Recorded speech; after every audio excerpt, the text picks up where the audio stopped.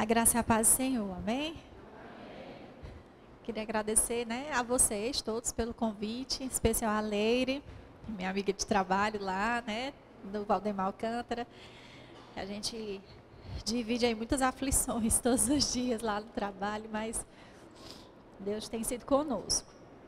E meu nome é Renata, sou psicóloga do Hospital Valdemar Alcântara. Participei 3 anos de um projeto chamado Pra a Vida, que hoje antes era um projeto, hoje virou um programa, Programa de Apoio à Vida, que presta ainda hoje atendimento a pessoas que têm ideação suicida ou que pensam em suicídio. E passei 3 anos nesse projeto, aprendi muito.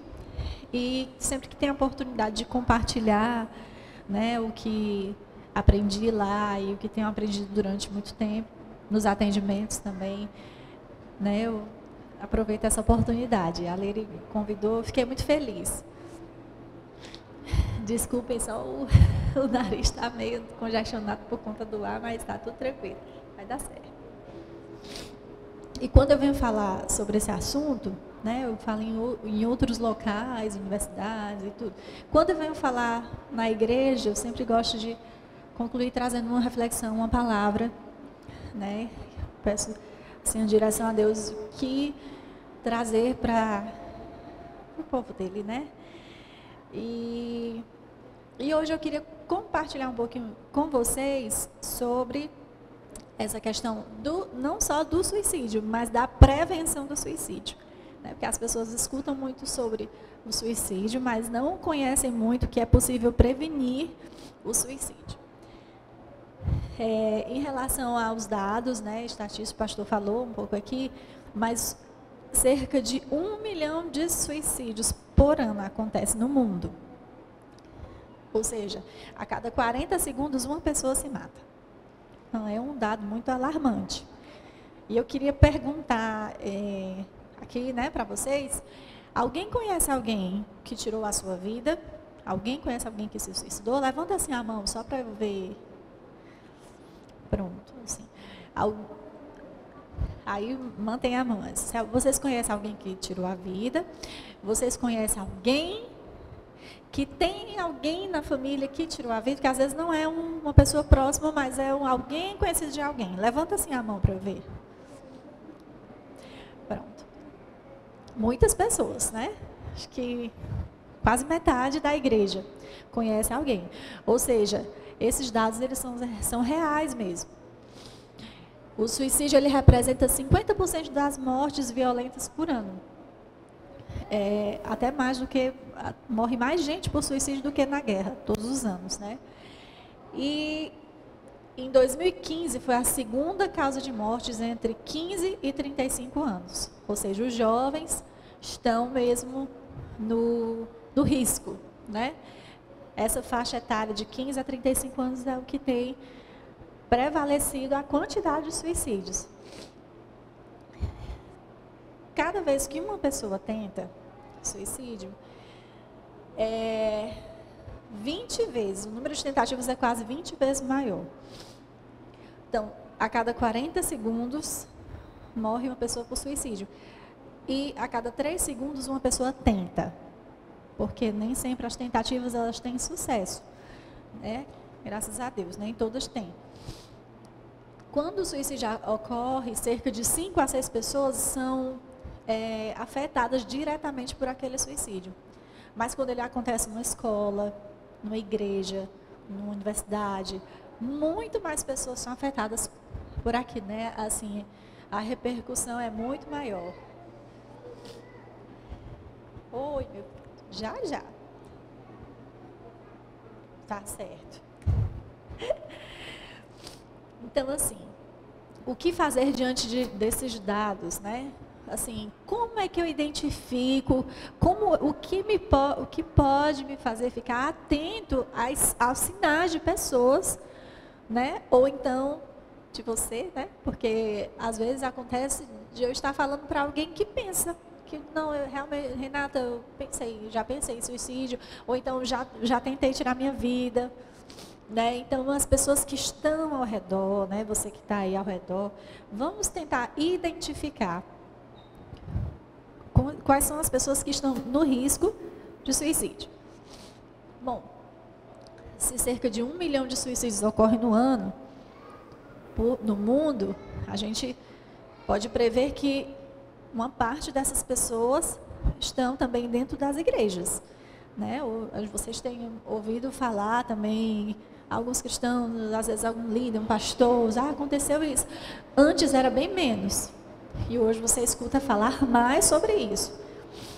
E a Organização Mundial da Saúde estima que até 2020, esse número vai aumentar para 1,5 milhão de pessoas, né? Então, realmente é muita gente que está recorrendo ao suicídio como uma saída para o seu sofrimento.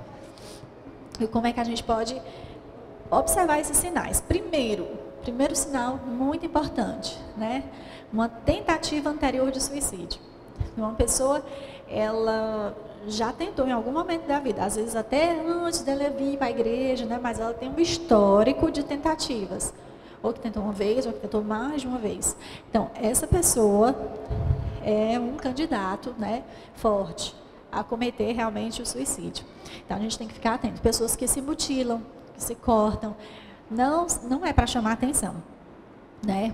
É para um pouco aliviar a dor, que aquele corte faz a dor vir para o corpo e sair um pouco da alma, mas é também um alerta para nós que estamos ao redor, perceber que aquela pessoa não está bem e que ela precisa de um acompanhamento, ela precisa de um tratamento, né? Então, quando a pessoa se corta, quando ela verbaliza, quando ela fala que ela quer fazer algo contra a sua vida, que não vale mais a pena viver essa vida, que ela é um peso na vida das pessoas, são frases que tem que nos chamar a atenção. Então, o primeiro sinal, né, o primeiro risco, que é o mais forte, né? A gente trabalha num serviço chamado SAD, que é o Serviço de Atendimento Domiciliar. Então, a gente atende pessoas nas suas casas, pessoas que são encaminhadas dos hospitais, e nós temos alguns pacientes sobreviventes do suicídio, bastante sequelados, mas que sobreviveram. E quando a gente vai ver a história de vida daquela pessoa, tem um histórico de tentativa. Aquela pessoa, às vezes, já tinha tentado 2, 3 vezes, e aí, naquela vez, ela quase realmente consegue, mas fica muito sequelado, muito mesmo. Então, o primeiro fator de risco importante para nos chamar a atenção é a tentativa anterior de suicídio.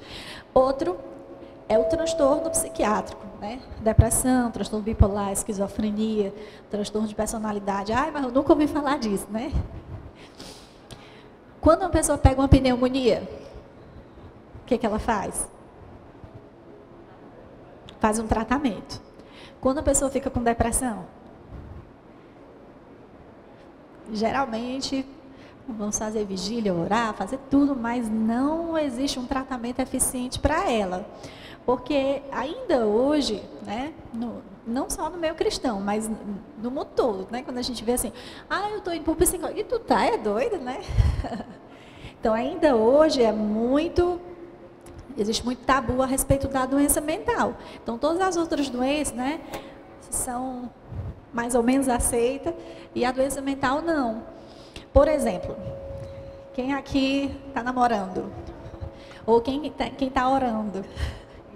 Levanta aí a mão, pronto. A Maria, esse é o exemplo que eu aprendi para a vida, eu achei muito interessante. Maria vai preparar um jantar, vai falar para os pais que o João vai lá na casa dela. Aí ela chega, mamãe estou orando com um rapaz, menino de Deus, tudo. E aí eu vou lá na casa dele, eu queria convidá-lo para vir aqui em casa, né, para a gente fazer um jantar para ele e tudo. E aí a mãe, minha filha, tudo bem, né, os pais, tudo bem, a gente quer conhecer mesmo e tal, pode trazer. Mamãe, mas tem um detalhe. O João, ele tem diabetes. E aí, eu não sei como é. Não, minha filha, não se preocupe, não tem diabetes. A gente faz aqui tudo sem açúcar, eu olho na internet as receitas, faço aqui tudo para dar certo, não se preocupe não. Pronto. Vamos imaginar outra situação. Mamãe, vou trazer o João aqui, de Deus, a gente está orando junto e tudo. E vou trazer ele aqui para vocês conhecerem e tal. Não, tá certo, minha filha, pode trazer e tal. Mamãe, agora tem um detalhe. Diga, ele tem esquizofrenia. O quê? Sangue de Jesus tem poder. Esquizofrenia, minha filha, meu Deus, uma dos doidos, minha filha.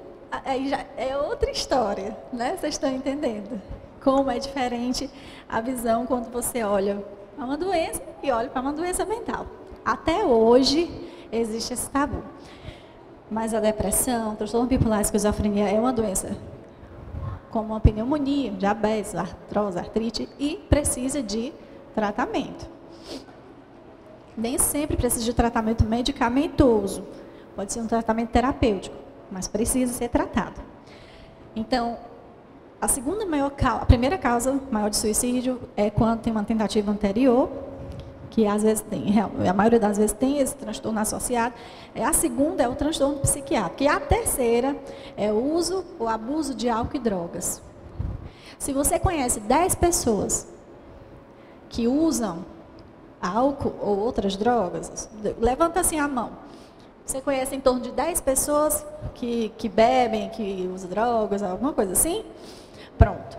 A estimativa é que 10% dos dependentes de álcool terminam a sua vida pelo suicídio. Então, se você conhece 10 pessoas que bebem, né, cachaceiros, se você conhece 10 pessoas que são dependentes de álcool, pelo menos cerca de um deles vai acabar a vida pelo suicídio. Cerca de 1/3 dos casos do suicídio estão ligados à dependência do álcool. E no momento mesmo do suicídio do ato, aquela pessoa está alcoolizada ou, né, drogada, com efeitos de alguma droga. Então, o uso e abuso de substâncias é um fator de risco, que nos chama a atenção para ver que aquela pessoa está em risco de suicídio, né, que a gente precisa fazer alguma coisa por ela. Outra coisa, história familiar de suicídio. Meu avô, meu tio, meu pai, quando tem aquela, né, a história na família, isso nos alerta. Muitas vezes é um histórico de doença mental que existe na família mesmo e que nunca foi tratado, nunca foi diagnosticado e aquilo dali tem percorrido. E aí a pessoa não se atenta que, né, aquela pessoa pode estar em risco. É outra. Uma doença física, né? Tem pessoas que sofrem de doenças crônicas que não aguentam mais viver, às vezes com dores e tudo, e recorrem ao suicídio. Fatores estressantes recentes, perda de emprego, mudança de vida brusca, luto por um ente querido, fim do relacionamento, às vezes são motivos, não, né, que engatam um suicídio. Falta de planos para o futuro. O pastor pergunta assim, e aí, meu irmão, você quer? Não, pastor, nada. O que é que você tem? O que é que você pensa para o futuro? Nada, não tem planos. Isso nos chama a atenção.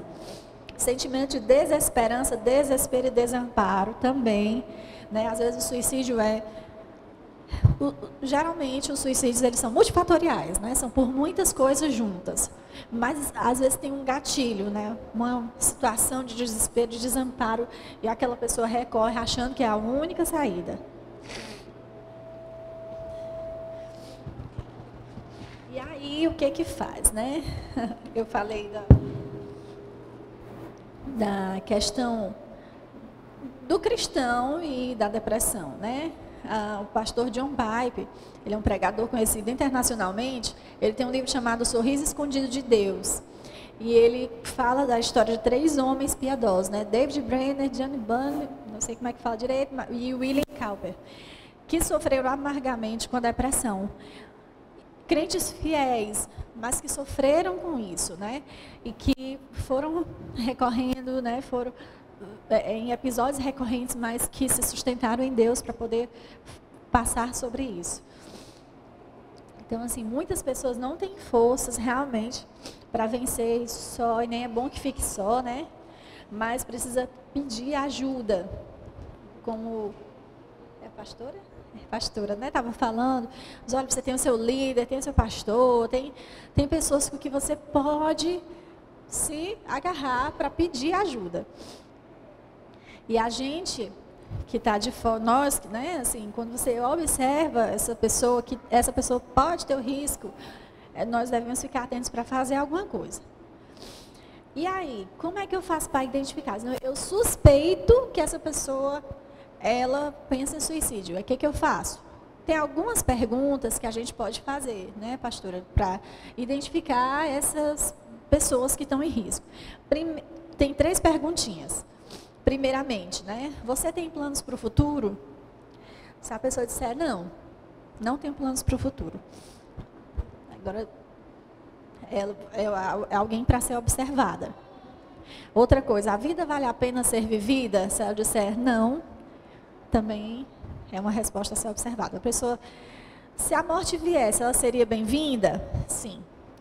Ou seja, ela não tem planos para o futuro, ela vê que a vida não vale a pena ser vivida, perdeu o gosto pela vida, e ela acha que se a morte viesse, seria bem-vinda. Isso nos alerta, certo? Porque às vezes a pessoa pode estar passando, não pode estar na depressão, né? Com a doença depressão, mas ela pode estar deprimida. Isso todos nós passamos. Acho que tem dias que a gente não está muito legal, né? E a gente passa, às vezes, situações difíceis na nossa vida, que a gente fica um pouco deprimido. E nós passamos por essas situações e, às vezes, as pessoas, elas pensam nisso, que não, que é melhor morrer do que passar por essa luta tão grande, né? Assim, totalmente sem esperança. Então, é importante observar se aquela pessoa está no risco ou não. Para isso, quando todas essas respostas indicarem, aí você faz mais outras perguntas. Você está pensando em se machucar, em se ferir, em fazer mal a você, em morrer? Se a pessoa disser sim, é mais um alerta de que ela está no risco. Outro, você tem algum plano específico para morrer, para se matar, tirar a sua vida? Diz para o líder assim, olha, eu perdi toda a minha esperança, não tenho mais razão para viver. Eu vou para a minha casa, dentro da minha gaveta tem uma corda, eu vou pendurar aquela corda e eu vou me enforcar. Com uma informação dessa, a pessoa, certeza, ela está no risco altíssimo de suicídio. Então, precisa ter uma intervenção ali naquele momento. E a última pergunta é, você já fez alguma tentativa recentemente? Às vezes, a pessoa sozinha na sua casa, no seu quarto, ela fez uma tentativa de suicídio sem ninguém saber. Às vezes tentou se enforcar com um cinto, com um lençol, com alguma coisa, e ninguém soube. Não conseguiu e ela fica caladinha ali, não diz para ninguém.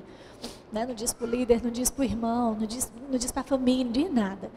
E aí, quando é feita essa pergunta, ela sente uma abertura. Porque muitas pessoas acham que falar sobre suicídio vai induzir a pessoa ao suicídio. E não é assim. Muitas vezes a pessoa está esperando alguém falar sobre isso, sabe? Quebrar aquela barreira e falar, olha, vamos falar aqui diretamente sobre isso, para que ela sinta-se à vontade para realmente ter coragem para falar. Não, realmente eu pensei em fazer isso. Quando a pessoa tem esse plano arquitetado, ela está em grande risco. Então, é preciso agir rapidamente. Primeira forma de agir é tratar o transtorno de base.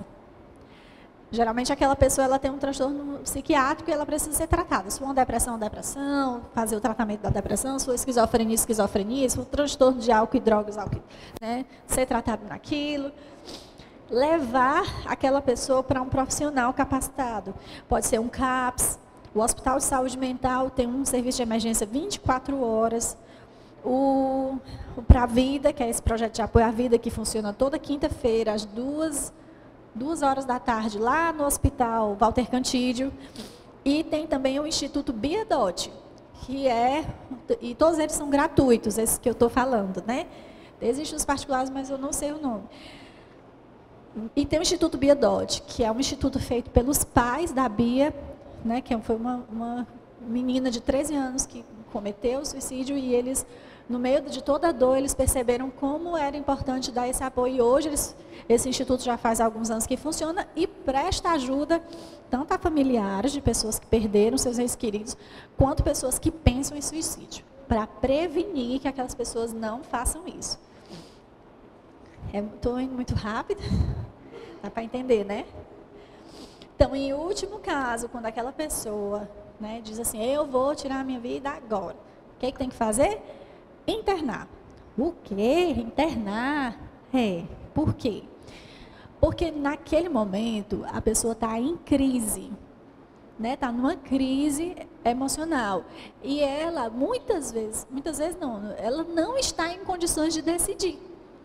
E aí, quando ela é interna, que é feito, que ela, né, equilibra, é feito o tratamento e tudo, aí ela volta, porque, gente, eles não pensam. Não, assim, é tanto sofrimento, tanta dor, tanta angústia, porque que não dá tempo para pensar, o filho, o marido, não, só pensam em aliviar aquela dor de qualquer forma. E aí, essa falta, assim, de parar e pensar, né? Porque sempre tem o sentimento que a gente chama de ambivalência, assim, eu quero morrer, mas eu não quero. Só que quando aquela pessoa está em crise, o que ela pensa? Eu quero morrer e eu vou fazer isso. Então, nesse momento dessa crise, a gente tem que tirar a pessoa da crise para ela poder ter o equilíbrio, para poder se manter. Então, é importante internar. Então, tem alguns... Aí, outras coisas que a gente precisa fazer, quando a pessoa diz, eu tenho isso, pronto, você vai tirar de perto dela corda, objetos cortantes, água sanitária, tudo de veneno, tirar tudo do alcance dela, não deixar essa pessoa sozinha. A pessoa que diz que vai se matar, né, ela vai se matar. Tem o povo diz, cão que late não morde, mas morde. Morte, sim. Porque, como eu falei para vocês, né? A maioria das pessoas que cometeram suicídio já tinham tentado. Então, eles tentam até dar certo. E a gente não vai esperar que isso aconteça, amém? Então, vamos intervir naquele momento ali. Então, a pessoa está falando que vai fazer aquilo, você não vai pensar, porque não vai fazer isso não pense nisso, pense que ela vai fazer mesmo. Que ela está falando a verdade. E às vezes a pessoa está comunicando como um pedido de socorro. Porque ela está, assim, tão descompensada e tudo que ela não tem mais condições de se ajudar, de fazer nada por ela. Então ela está comunicando porque alguém pode fazer alguma coisa por ela. Infelizmente nós não alcançamos todas as pessoas. Mas quem a gente conseguir alcançar, né, já é válido estender essa mão. Então, se você se sente assim, peça ajuda, né? A Organização Mundial da Saúde, ela lista, né? Depois, quando vocês quiserem olhar na internet, coloquem SUPRE, que é Suicide Prevention, tem também em português. E aí vocês vão ver lá todas as coisas, um monte de leituras a respeito disso, de como faz a prevenção do suicídio. E ali ele coloca fatores de risco e de proteção. Aí os fatores de risco, idosos, que eles se matam mais, né? Jovens, naquela faixa que eu falei, de 15 a 35 anos, pessoas com transtorno mental, são os fatores de risco. Aposentados, pessoa que falece, que é idoso, que falece, o cônjuge, né? Deprimem muito, os idosos eles deprimem muito e eles fazem isso. Então, eles dão lá uma lista de fatores de risco. Ser idoso, estar desempregado, ter passado por uma situação complicada. E dentre os fatores de proteção está o apoio social, o apoio da família, redes fortalecidas e a igreja é um fator de proteção. Não tem igreja, tem lá fé, espiritualidade, né? Mas nós temos uma função social muito importante. A igreja, ela tem uma função social importante. Quantas pessoas são resgatadas do álcool, das drogas? Quantas pessoas são tratadas na igreja? Quantas pessoas são cuidadas? Então, nós temos uma função importante. Vocês têm noção de que a igreja está lá no site da OMS como fator de proteção para as pessoas? Amém? Então, pronto. Pois vamos usar, né, esse benefício que nós temos a favor dessas pessoas que pensam em tirar as suas vidas. Até que horas? Até que horas? Amém? E eu queria que você abrisse a sua Bíblia em 1 Reis 19. 1 Reis 19.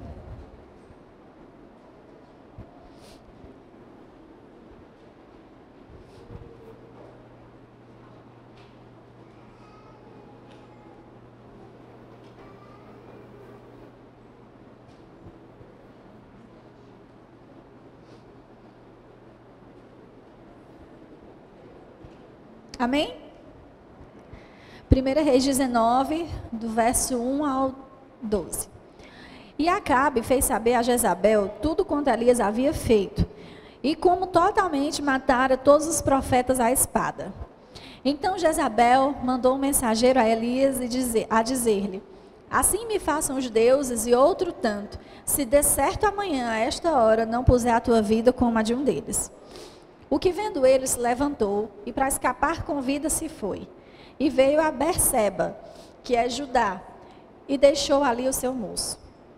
E ele foi ao deserto, caminho de um dia, e veio, e se assentou debaixo de um zimbro, e pediu em seu ânimo a morte, e disse: já basta, ó Senhor, toma agora a minha vida, pois não sou melhor do que meus pais. E deitou-se e dormiu debaixo de um zimbro. E eis que então um anjo tocou e lhe disse: levanta-te e come. E olhou, e eis que à sua cabeceira estava pão cozido sobre as brasas e botija de água, e comeu e bebeu, e tornou a deitar-se. E o anjo do Senhor tornou segunda vez, e o tocou e disse: levanta-te e come, porque muito comprido é o teu caminho. Levantou-se, pois, e comeu, e bebeu, e com a força daquela comida caminhou 40 dias e 40 noites até Horebe, o monte de Deus. E ali entrou numa caverna, passou a noite ali. E eis que a palavra do Senhor veio a ele e disse: que fazes aqui, Elias? E ele disse: tenho sido muito zeloso pelo Senhor, Deus dos exércitos, porque os filhos de Israel deixaram o teu concerto, derribaram os teus altares, mataram os teus profetas à espada, e eu fiquei só, e buscam a minha vida para me tirarem. E ele disse: sai para fora, põe-te neste monte perante a face do Senhor. E eis que passava o Senhor, como também um grande e forte vento, que fendia os montes e quebrava as penhas diante da face do Senhor. Porém o Senhor não estava no vento. Depois do vento, um terremoto. Também o Senhor não estava no terremoto. Depois do terremoto, um fogo. Porém também o Senhor não estava no fogo. E depois do fogo, uma voz mansa e delicada. Amém? Senhor Deus, nós queremos te pedir a tua misericórdia essa noite, que tu fale conosco, nos oriente, Senhor, nos ensine, porque muito nós temos para receber de ti, Pai, em nome de Jesus, amém. Então eu queria falar para vocês sobre o cuidado de Deus nos dias da nossa fragilidade. Você pode repetir esse tema?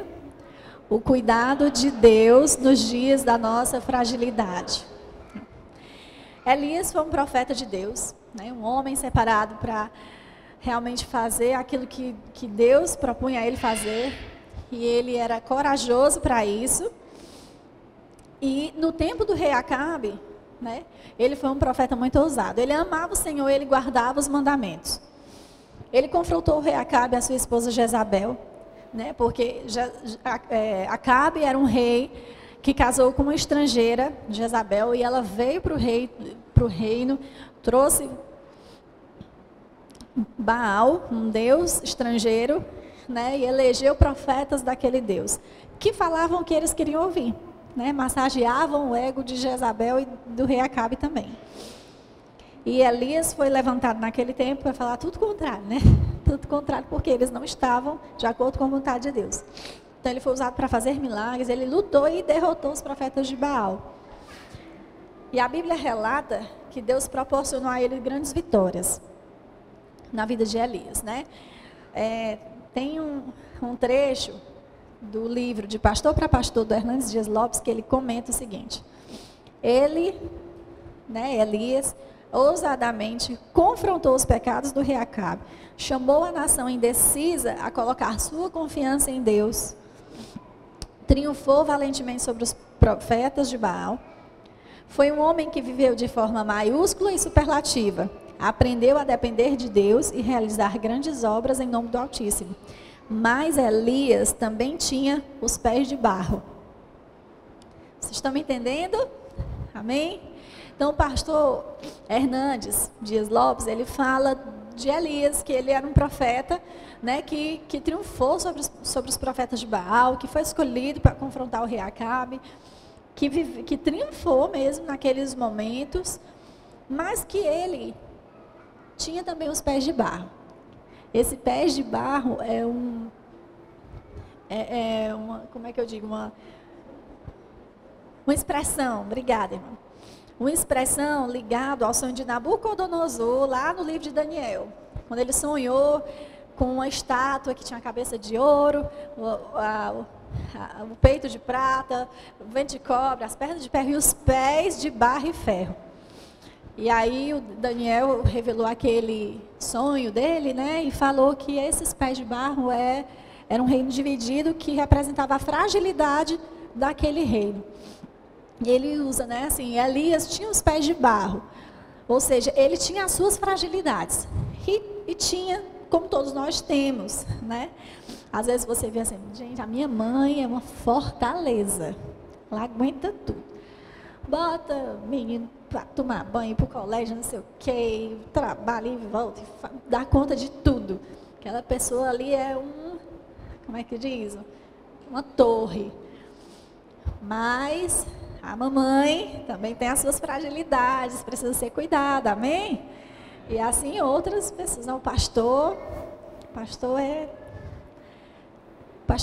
olha, faz visita, faz vigília, dá conta dos pequenos grupos e mobiliza para a cantina, e depois mobiliza para evento, faz tudo. Pastor é uma fortaleza. Como Elias, como você, como eu, como todos nós temos as nossas limitações, nossas fragilidades. Precisamos ser cuidados. Amém? Então, nós precisamos, Elias, né, dentro dessas limitações, ele passou por um momento muito difícil da vida dele, que a gente leu aqui, já a gente vai, né, esmiuçar. Prometo que vou terminar bem no tempo. Então, primeiro ponto, nós precisamos identificar as nossas fragilidades para nos fortalecer através da palavra. Meus irmãos, a fé vem pelo ouvir. E ouvir a palavra de Deus. É tão interessante que lá no Salmo 1, ele fala da questão do meditar na palavra, né? Bem-aventurado aquele que medita na palavra de dia e de noite. Então, diferente da meditação oriental, a nossa meditação, né, cristã, é aquela meditação na palavra. E meditar significa falar a palavra para você mesmo. Então, aquilo que vai te fortalecer é o ouvir a palavra, que você pode ouvir tanto no culto, quanto refletindo, lendo a palavra para você mesmo, meditando naquela palavra, falando dela para você mesmo. Então, nós precisamos identificar as fragilidades para nos fortalecer através da palavra, do que a palavra diz para nós. Amém? Então, Elias, né? Elias no versículo 3. Que vendo ele se levantou, né? Se desesperou, se levantou e para escapar com vida se foi e veio a Berseba. Ele vivenciou naquele momento um medo muito grande, porque Jezabel disse que ia matá-lo. E ele se desesperou, né? Ficou angustiado, deprimido e foi embora, fugiu. Então, o medo, o pânico, né? O terror, o desespero, às vezes, né? Esse amedrontamento vem para nós. O que a palavra diz? Lá em Isaías 41:10. Por isso não temas, pois estou com você.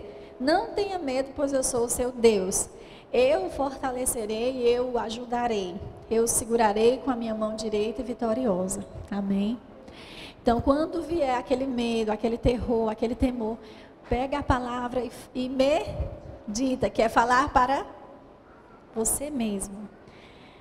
Não tenha medo, pois eu sou o seu Deus. Meu Deus está comigo, né?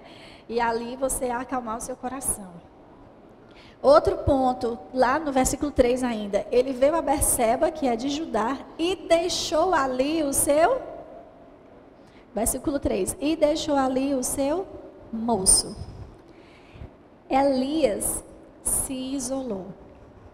Que é algo que muito comum, quem está passando por uma depressão se isola dos outros. Não quer ninguém se metendo na minha vida, né? E a pessoa já está sozinha, já se sente sozinha e se isola mais ainda. Então, Elias, naquele momento, se isolou. E da pessoa mais próxima dele. Ele não se isolou de qualquer pessoa, ele se isolou do moço, do servo, que estava ali direto no pé dele. Ele se isolou daquela pessoa que talvez mais amava o Elias, porque convivia todos os dias. E o que a Bíblia diz? Que é melhor serem dois do que um. Dos mandamentos que Jesus disse que era o mais importante. Primeiro, amar a Deus sobre todas as coisas, né? E segundo, amar o próximo. Ficar junto do próximo, se preocupar com a dor do outro. Esse é o mais importante. Então, é com a palavra. A palavra me diz que eu preciso amar o próximo, que eu preciso estar perto de outra pessoa, que é bom e agradável que os irmãos vivam em união. Então, guarda isso no coração também, porque nos dias que você tentar se isolar, né, você lembra que a palavra diz que é agradável a Deus viver em comunhão, trazer para perto essa pessoa. Terceiro, Elias começou a preencher sua mente com pensamentos dramáticos e pessimistas.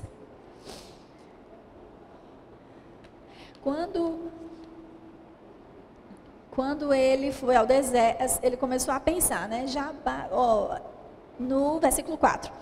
E pediu em seu ânimo a morte, né? Ele começou a pensar, porque quando você tem um problema e você começa a pensar, se alimentar dele, ele começa a se alimentar de você também. Tudo precisa de equilíbrio. Então, uma pessoa pode desenvolver uma depressão? Pode. Então, a gente tem que evitar que isso aconteça. Fazendo o quê? Recorrendo à palavra, recorrendo à ajuda, recorrendo às pessoas que estão ao redor. E aí ele começou a pensar, né, naquilo que podia angustiá-lo, que estava angustiando. E o que é que a Bíblia nos fala a respeito disso, daqueles pensamentos, né? Quando você estiver desesperado, que você só pensa em desgraça, só pensa em coisa ruim, só pensa no castigo de Deus.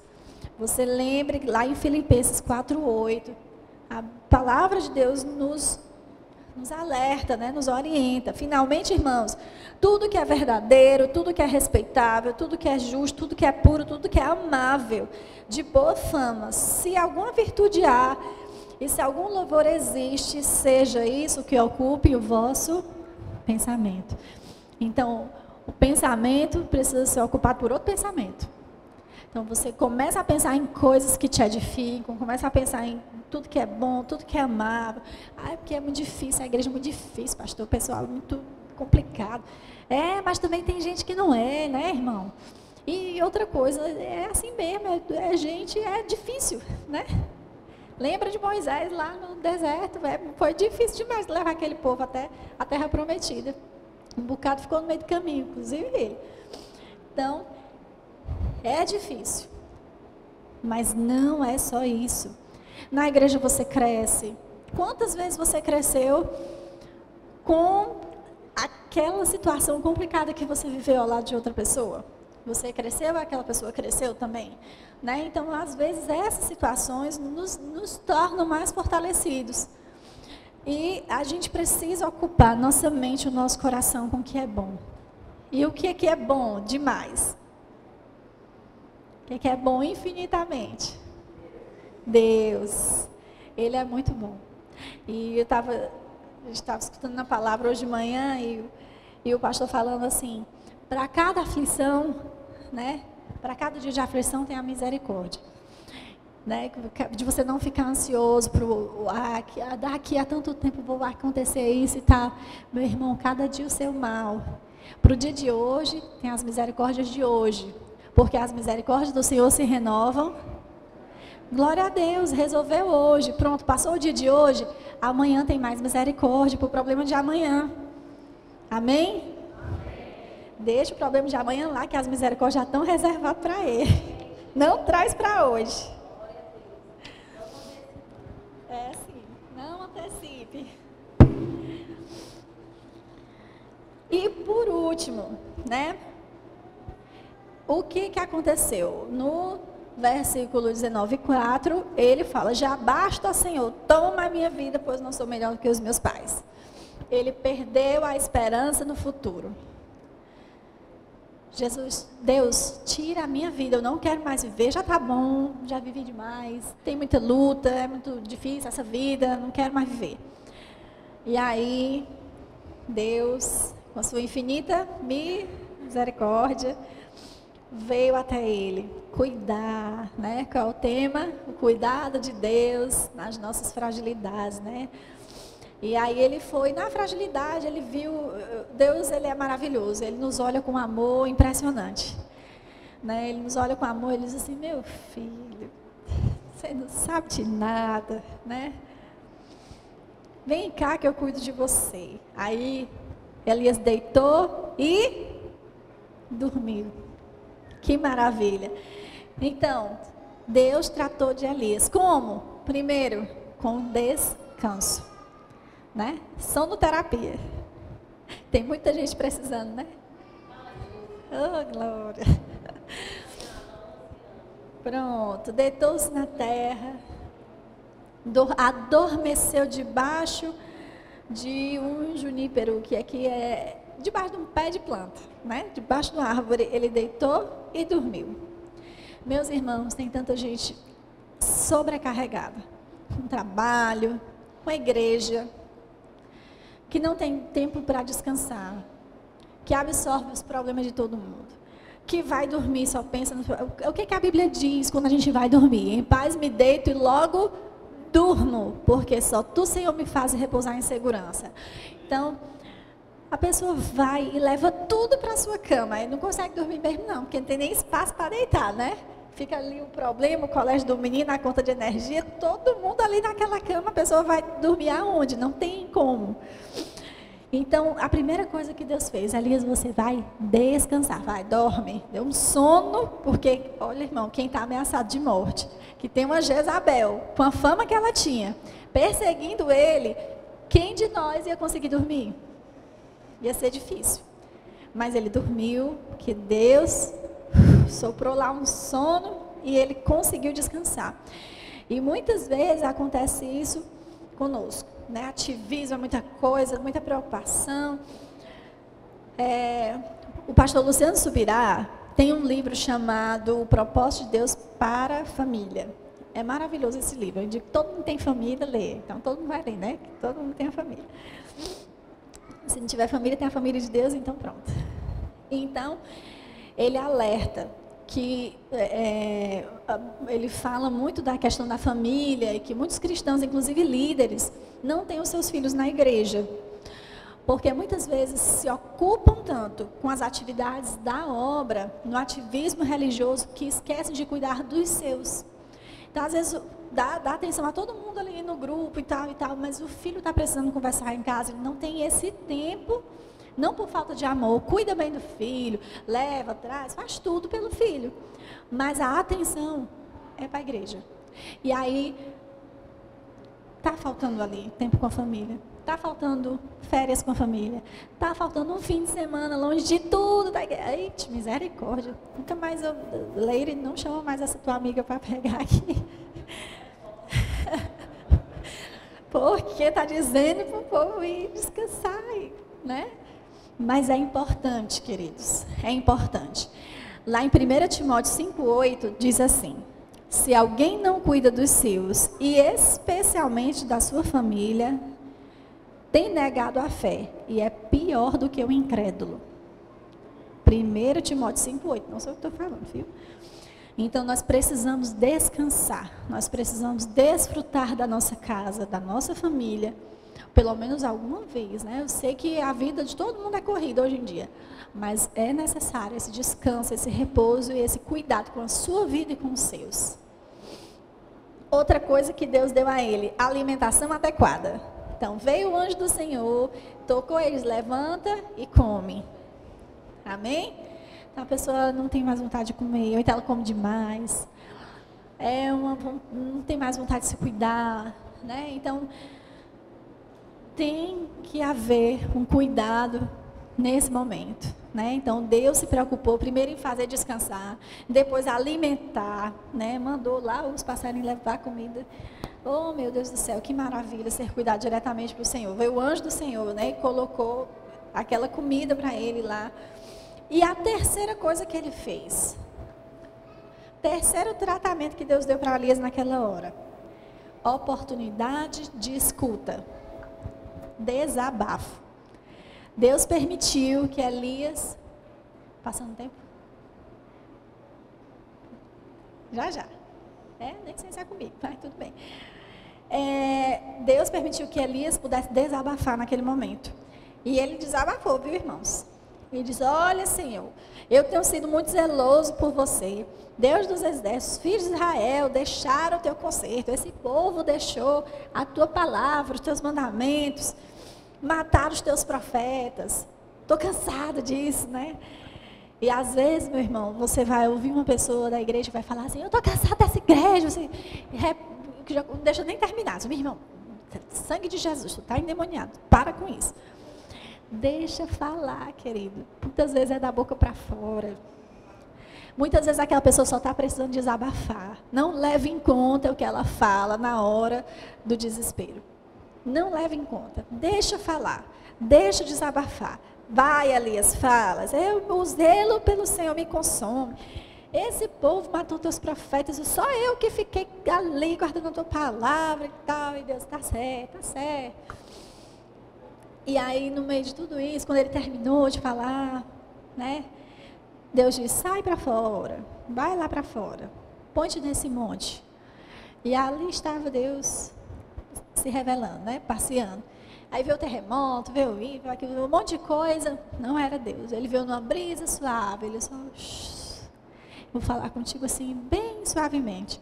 Às vezes tem pessoas, né, que pensam que Deus vai falar assim pelo profeta, hoje eu vou receber e tal, e buscam formas de Deus falar, e Deus fala através de uma criança. Quantas vezes, né, quem tem filhos aqui, quantas vezes Deus já não falou com você através do seu filho? Diz, mamãe, para com isso. É mesmo, né, realmente. Então Deus fala conosco de forma simples e óbvia, com a natureza. Né? Tinha umas formigas passando e levando a folhinha, dividindo com os outros. Ali você tira até uma pregação. Então, Deus fala conosco de forma simples. Quer falar conosco de forma direta. Né? E ali a pessoa não consegue se atentar. Então, Deus deu descanso a ele, deu uma alimentação adequada, deu a oportunidade de escuta e, por último, ele deu a esperança. Deus mostrou os planos que ele tinha para Elias, que os planos que ele tinha não tinham chegado ao fim, né? Olha, Elias ainda ia ungir um profeta no seu lugar, que era Eliseu, um rei na Síria e outro em Israel, e ele pensou que a vida não tinha mais sentido, ele queria morrer, mas Deus o levou para o céu sem que ele passasse pela morte. Então, por último, eu gostaria de falar isso, a presença de Deus é o melhor presente. O cuidado de Deus é o nosso melhor presente. Ele nos trata de uma forma que a gente não merece. Ele nos trata de uma forma que a gente não compreende. E Ele cuida de nós. Ele sabe dar pão aos seus filhos. Suprir as necessidades. Cada dia, o seu dia. Cada dia Ele nos envolve, nos fortalece. E há esperança para a árvore, há esperança para você, meu querido. Quando Elias pensou que basta, que ele falou assim, tem na Bíblia, já basta, eu não aguento mais. Ele queria morrer, toma a minha vida agora, eu quero morrer. Quando Elias, que era assim com Deus, né? Quando a gente está assim com Jesus é maravilhoso, porque ele trata assim a gente mesmo, né? Se você se coloca diante dele para ser tratado, ele nos trata de uma forma maravilhosa. Quando Elias achava que a morte era a última saída, disse Jesus: Deus, já basta, eu quero morrer. O que foi que Deus mostrou para ele? Eu sou soberano. Você quer a morte? Não, meu filho. Você vai ungir um profeta no seu lugar, você vai fazer isso. Elias, eu tenho planos para você. Você quer a morte, Elias? Pois eu vou te mostrar que a morte não é a tua saída. Sabe qual é a tua saída? A minha presença. Você não vai nem passar pela morte, você vai subir comigo. Aleluia. Quando ele pensava que a última saída dele era a morte, Deus se revelou a ele que a presença do Pai, a presença de Deus, era o que ele precisava. E ele não passou pela morte. A Bíblia diz que ele foi arrebatado. Redemoinho. Glória a Deus. Amém? Então, queridos, 1 Coríntios 2:9, nem olhos viram, nem ouvidos ouviram, nem jamais penetrou em coração humano o que Deus tem preparado para aqueles que o amam. Então, Deus tem preparado para nós algo maravilhoso, né? Que nós precisamos ter essa esperança nele.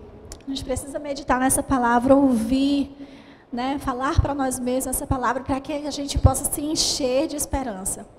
Porque Deus se revela a nós, dizendo que Ele é o melhor, é a melhor saída. A presença dEle é melhor do que qualquer coisa. E eu gostaria de chamar o meu marido aqui.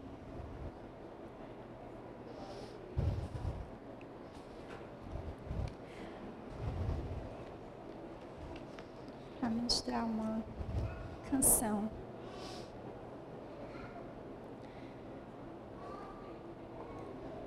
Feche os seus olhos.